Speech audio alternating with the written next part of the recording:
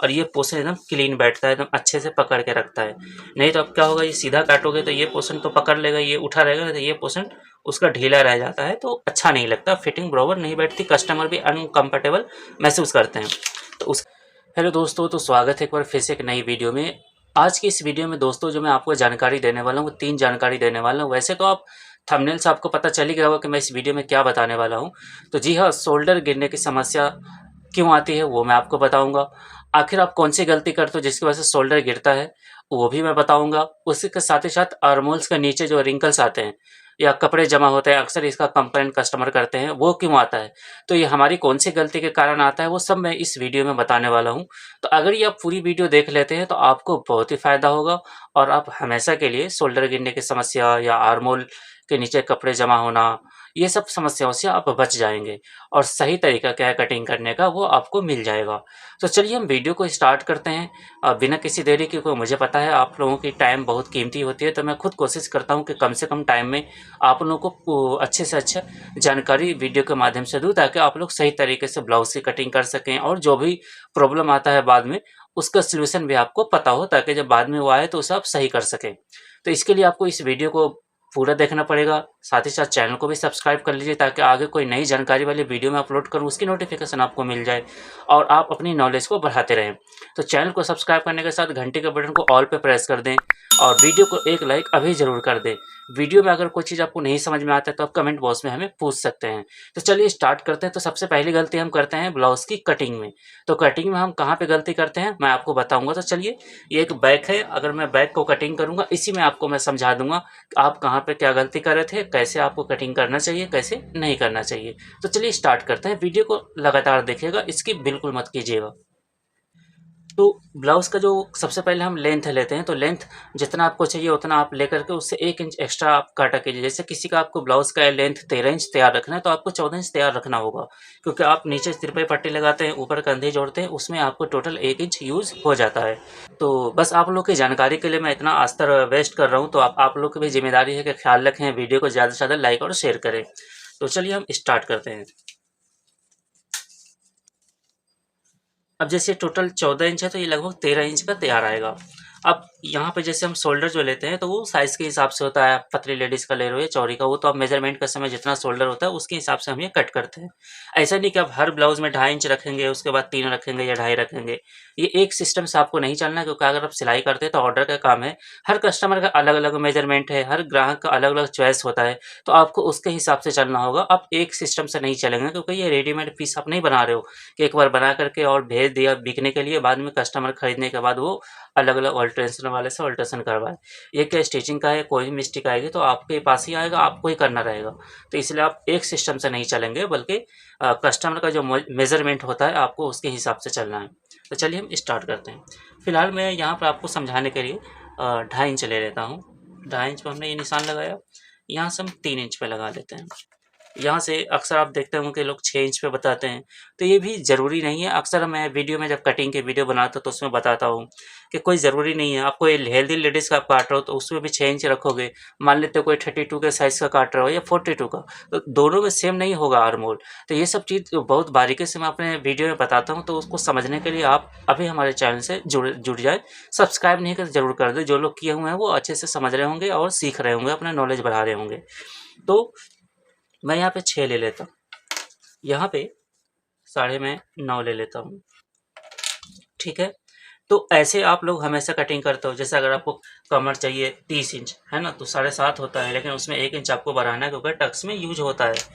तो ऐसे ये मैं अभी आप लोगों को बता रहा हूँ कि आप लोग ऐसे कटिंग करते हो, लेकिन इसमें हम गलती क्या कर रहे हैं अभी आप लोग को समझ में नहीं आ रहा होगा कि शोल्डर क्यों गिरता है, आर्महोल्स के नीचे कपड़े क्यों जमा होते हैं। तो वो मैं अभी आगे बताने वाला हूँ, तो वीडियो में बने रहिएगा। ऐसे हम गले का लाइन खींच लेते हैं, फिर ये यहाँ पे खींच लेते हैं, फिर यहाँ पे हम ऐसे कर देते हैं, फिर एक्स्ट्रा जितनी मार्जिन चाहिए होती है उतना हम लेकर के एक लाइन और खींच देते हैं, ठीक है। यहाँ पर भी हम ऐसे लाइन खींच लेते हैं। अब मिसाल के तौर पर कि आपको जितने इंच का गला चाहिए होता है उतने इंच का, अब जैसे कि ये ब्लाउज़ है टोटल 14 इंच की लंबाई, 13 इंच आपको चाहिए, ठीक है। 13 इंच चाहिए, लेकिन अगर आपको गला 10 इंच की डिपिंग चाहिए, तो बहुत से लोग क्या करते हैं यहाँ से नापते हैं, लेकिन मेरा मशवरा ये है कि आप इधर से नापिए। अब कारण बता देता हूँ, जैसे देखिए 13 इंच की लंबाई चाहिए, है ये टोटल 14 इंच, ठीक है। तो इधर लगभग ये इतना जो है मुड़ जाएगा, इतना इधर मुड़ जाएगा। अब आपको चाहिए 10 इंच का गला, तो यहाँ से टोटल अगर आप 3.5 इंच पे ऐसे निशान लगा लेते हैं तो भी वो 10 इंच गला तैयार आ जाएगा। जैसे कि लगभग 2 सूत के लगभग तिपाई पट्टी में यूज होगा, उतना ही इधर इधर जित कितना बच गया 3 इंच, लंबाई कितनी है 13 इंच, तो 10 इंच ऑटोमेटिकली हो गया। तो क्रॉस नापने से बेहतर है कि यहाँ से नापे, ये मेरा एक्सपीरियंस है। अगर आपको लगता है कि यहाँ से सही होगा तो आप नाप सकते हो, उसमें कोई दो राय नहीं है। तो ये हो गया। अब यहाँ से हम ऐसे निशान लगा देते हैं, तो एक हिसाब से देखा जाए तो यहाँ पे आप टक्स का निशान लगा दीजिए साइज़ के हिसाब से। जैसे 4 पे है, किसी का 4.5 पे भी आता है, कोई ज़्यादा हेल्दी है तो 4.5 पे भी आता है, ठीक है। हाइट आपको भी उतना ही रखना है, जितना यहाँ से उतना यहाँ से, ठीक है। तो यहाँ पे भी 4.5 इंच पे आपको ऐसे निशान लगा देना है, ठीक है। ऐसे आप कटिंग करते हो, ये हो गया। अब इसमें एक चीज़ मैं और बता देता हूँ कि ये ब्लाउज़ का हो गया। अगर कोई ड्रेस कटिंग करता है तो उसमें भी वो शोल्डर वगैरह ऐसे ही कटिंग करते हैं। तो अब हमने इसमें गलती क्या किया देखा है, तो पूरी तरीके से कटने को तैयार हो गया। बस आर्मोल्स का ये हम निशान ऐसे लगाना रह गया है, ठीक हो गया। अब आप लोग को लगता होगा कि परफेक्ट कटिंग है, तो कटिंग तो है, लेकिन अब जो मेन पॉइंट है इस वीडियो का, कि इस वीडियो को जो मैं बनाया उसका कारण क्या है, तो वो कारण है शोल्डर क्यों गिरता है। तो शोल्डर देखो, अगर ऐसे आप कटिंग करोगे तो गिरेगा। आप पूछेंगे कैसे, मैं बताता हूँ। तो चलिए मैं आपको निशान लगा लेता हूँ, निशान से समझाता हूँ कि कैसे 99% जो लेडीज़ होती है, जैसे हमने ये चीज़ यहाँ पे सीधा रखा है, लेकिन चाहे लेडीज़ हो या जेंट्स हो, 99% लेडीज़ हो या जेंट्स, उसका जो है शोल्डर डाउन होता है। तो ये मैं निशान से आपको समझाता हूँ ताकि आपको समझ में आएगा।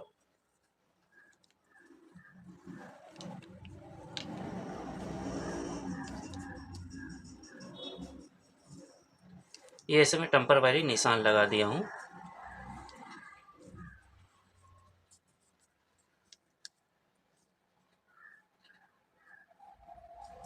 ठीक है।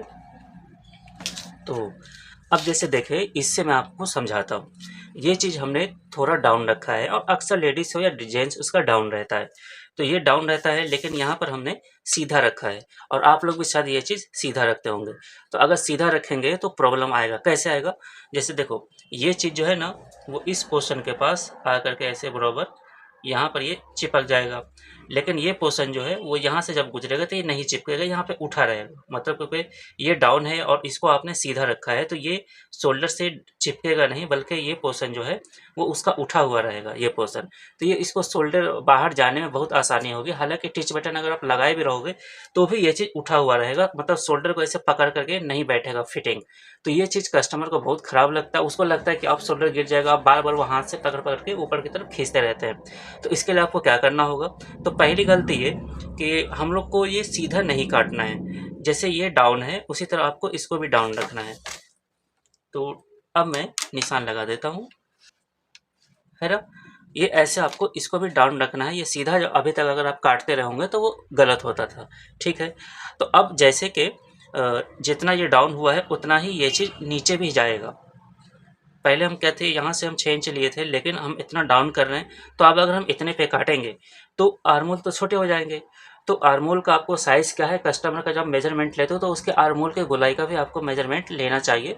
वो बहुत ही हेल्प मिलता है उससे ब्लाउज़ की फिटिंग बैठाने में, और ये पोर्शन एकदम क्लीन बैठता है, एकदम अच्छे से पकड़ के रखता है।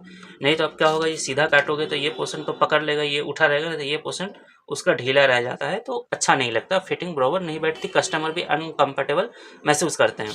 तो उसके लिए आपने जितना इधर नीचे लिया है उतना ही आपको ये यहाँ से ऐसे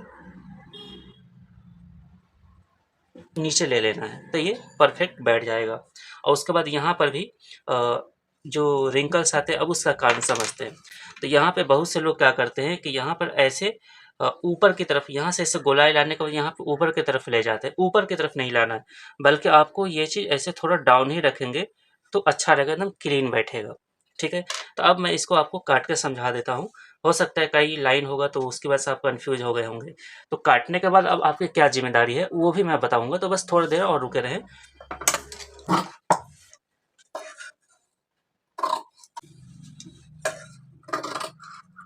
अब जैसे देखिए ये जो है, यहाँ का मैंने और यहाँ का आपको पूरी चीज़ समझा दिया, लेकिन इसमें इस ब्लाउज़ के कटिंग में देखा जाए तो एक मिस्टेक और है, वो इस पोर्शन में है।